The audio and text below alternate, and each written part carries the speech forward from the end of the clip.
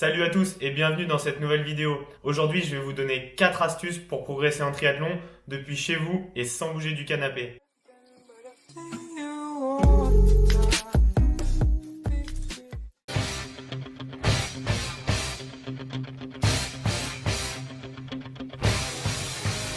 Ah, vous avez vraiment cru que je vous ferais un circuit training dans le canapé? Je vais plutôt vous donner 4 points méthodologiques qui vous fera passer un cap dans votre pratique. Allez, c'est parti. Pourquoi remplir un carnet d'entraînement? D'une, ce sera l'outil qui te permettra de tracer toutes tes séances d'entraînement. Et de deux, c'est également une source de satisfaction que de voir écrit noir sur blanc en fin de semaine ce qui a été réalisé. Tu sauras rapidement si t'en as fait trop ou pas assez. Comment le remplir? Pour chaque séance de chaque discipline, on remplira la durée, le kilométrage, les sensations et brièvement le contenu. Dans un premier temps, vous pouvez commencer à le faire dans un cahier, mais pour ma part, je préfère largement le faire sur ordinateur. C'est plus simple pour faire des moyennes ou des graphiques sur un même fichier et aussi le partager à votre coach par exemple.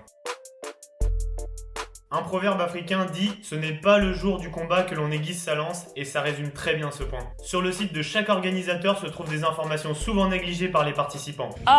Le programme avec les horaires, le règlement de l'épreuve, mais aussi les parcours de chaque discipline. Toutes ces infos vont vous permettre de prendre des repères en amont, d'affiner votre timing avant le départ et surtout de bien choisir votre matériel.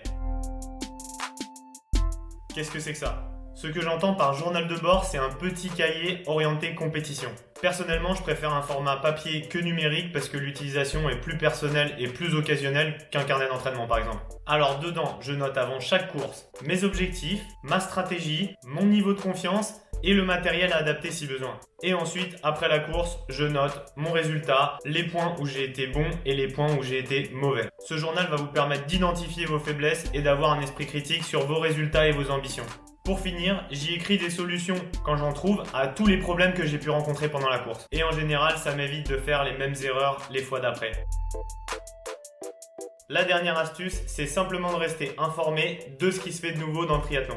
Tous les ans, on assiste à des innovations dans chaque discipline et certaines valent la peine de s'y attarder. Le fait de se renseigner sur un produit ou même de pouvoir le tester, c'est déjà prendre une longueur d'avance sur ceux qui ne le font pas. Et pour finir, lire des articles, regarder des tutos ou des vidéos d'astuces en triathlon, ça vous permettra dans le meilleur des cas de progresser, sinon de confronter votre expérience à celle d'un autre athlète. Et voilà, je pense t'avoir présenté 4 clés qui te permettront d'augmenter tes chances de réussite et tout ça sans bouger du canapé. Dites-moi en commentaire si ces points vous paraissent utiles. C'est de la poudre de perlimpinpin. Pour moi, je trouve que ce sont des petits détails dans notre sport qui peuvent faire une belle différence à l'arrivée. N'oubliez pas, likez, commentez, partagez et abonnez-vous. Allez, ciao!